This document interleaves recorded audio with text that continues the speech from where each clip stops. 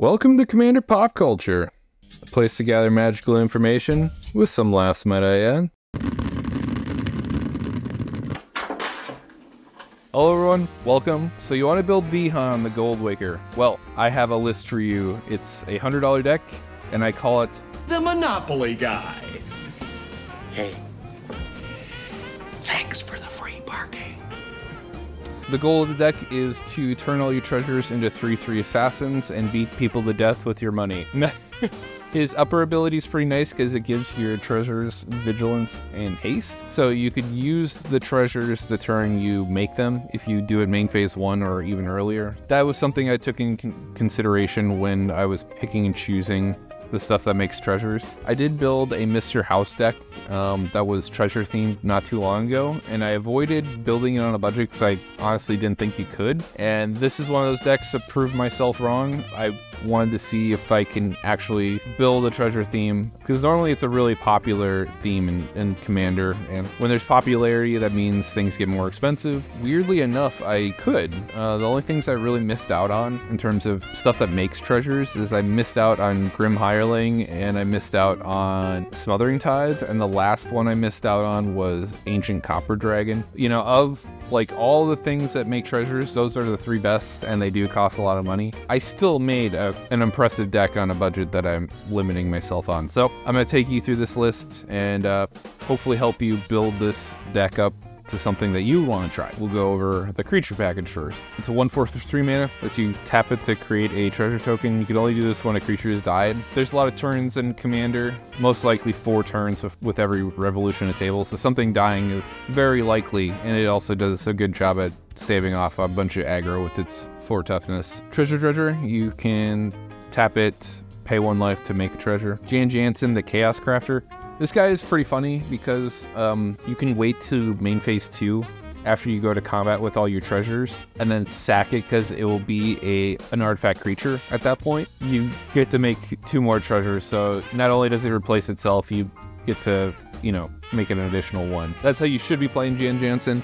But if you have another artifact that you could throw away, then do that instead and keep your treasure count nice and high. Mahadi, the Emporium Master. This is another one of your A-listers. For 16 cents, it's pretty impressive. At the beginning of your end step, you create a treasure token for each creature that dies this turn. You can attack with your treasures suicidally, and they'll just be replaced at your end step. Perfect for what you're going to be doing because this is an aggro strat. For more context, say you attack with 30 treasures. Say 15 of them get blocked and they die. At your end step, you make 15 more treasures. And it's like you didn't lose anything at all. Some of you may die, but it's a sacrifice I am willing to make. Colleen, Reclusive Painter. ETB, make a treasure token. The other stuff I don't really care much about. This is one of those like cheap and efficient ways that you can make treasures. If I was to be making a treasure, I was taking things in the context, like because the treasure becomes a 3/3, I'm getting a 4/5 in terms of total power and toughness for just 2 mana. And that just seems like a great deal, so I'm throwing it in here. Mario the Killing Quill. Whenever a creature an opponent controls dies, you exile with a hit counter.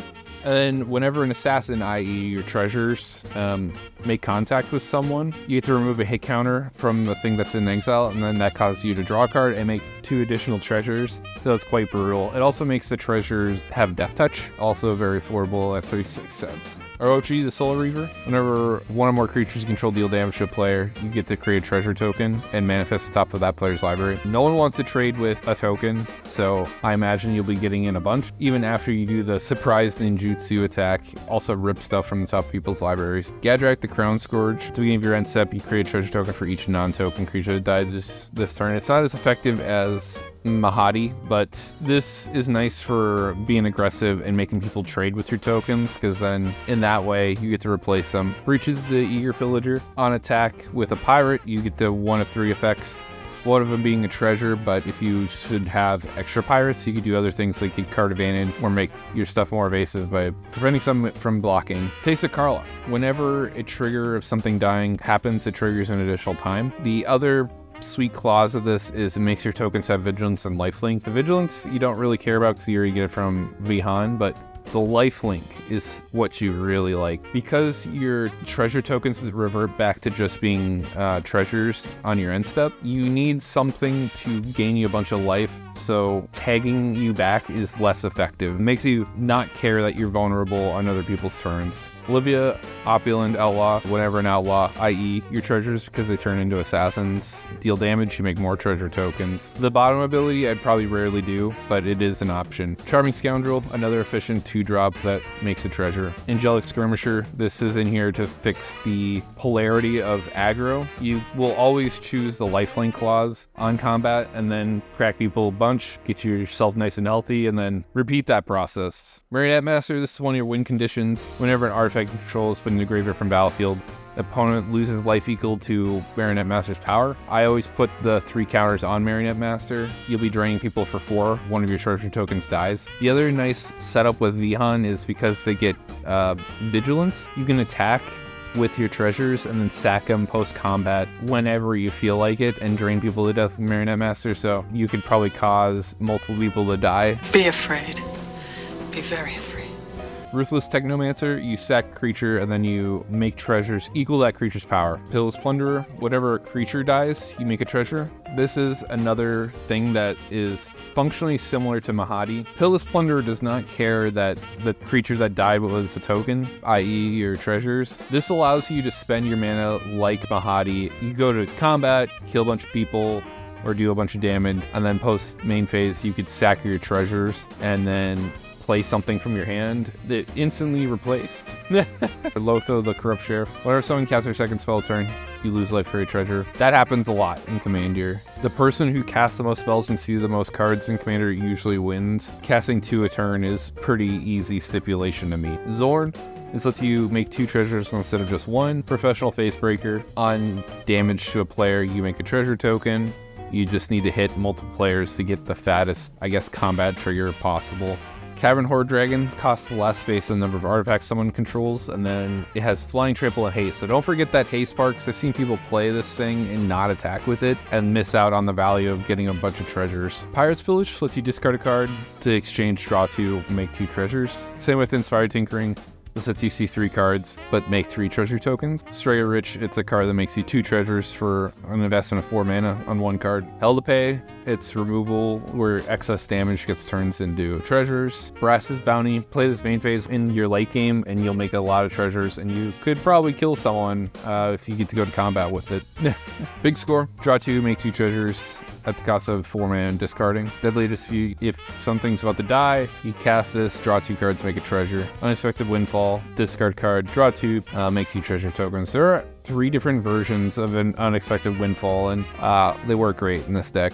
I'm glad to be playing them and trying them out in here. Great Train Heist. This has multiple uses. It can be used as a value play or a finisher, because for 2 red, whenever a creature you control deals damage to a player, you create a treasure token. So you effectively get to double your treasures for everything that connects. And if you want to invest more mana, you get an additional combat and give a stat increase to make your board a little bit more lethal.